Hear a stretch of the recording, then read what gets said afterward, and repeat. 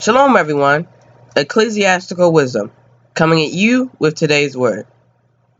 Today, we're going to go over on what it means to be set apart.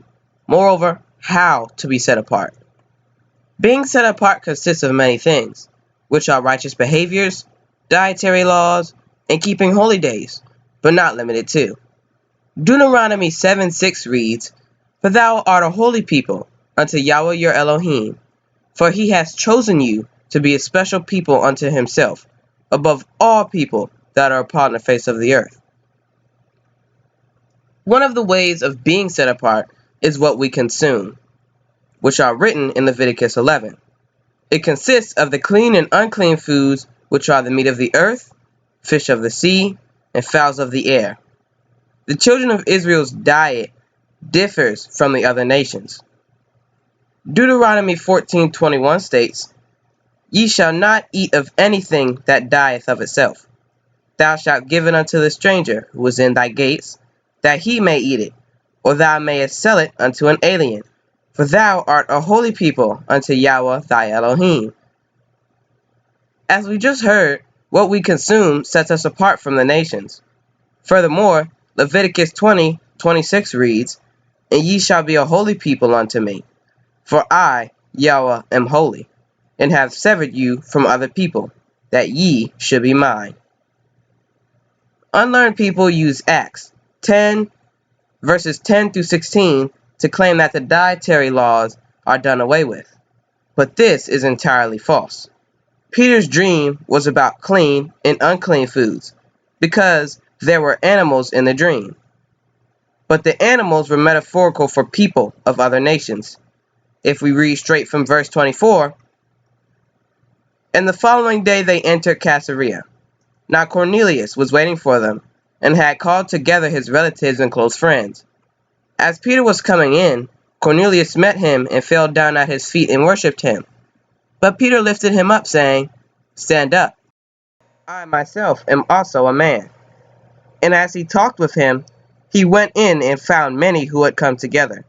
Then he said to them, 'You know how unlawful it is for an Israelite man to keep company with, or go to one of another nation.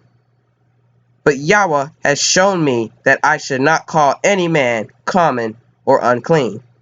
As we see here, Peter came to the conclusion that Yahweh gave him that dream to tell him he could share the good news to the other nations, because they were considered unclean, which is set apart from Yahweh's chosen nation.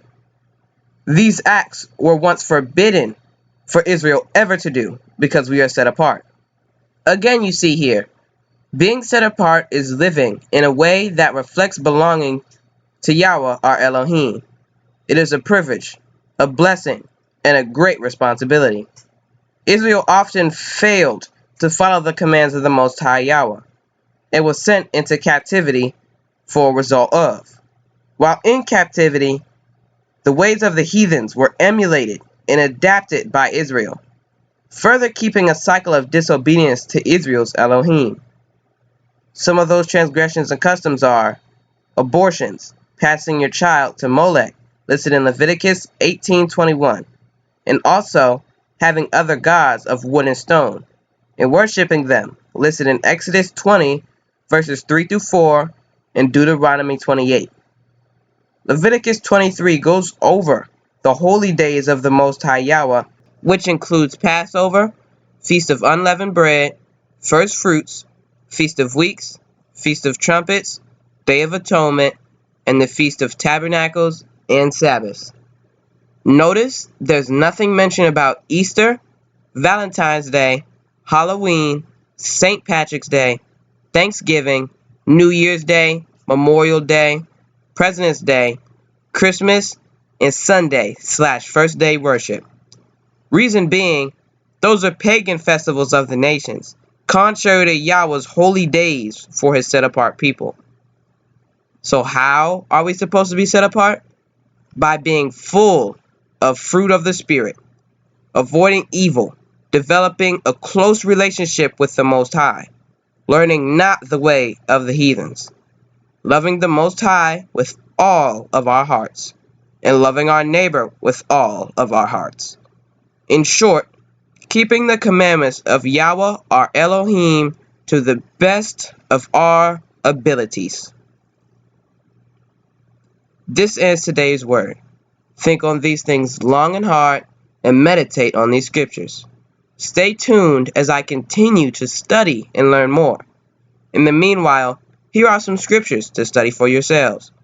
Jeremiah 1:1-5, 1 Peter 2:9, Psalms 4:3, and 1 John 4:4-5.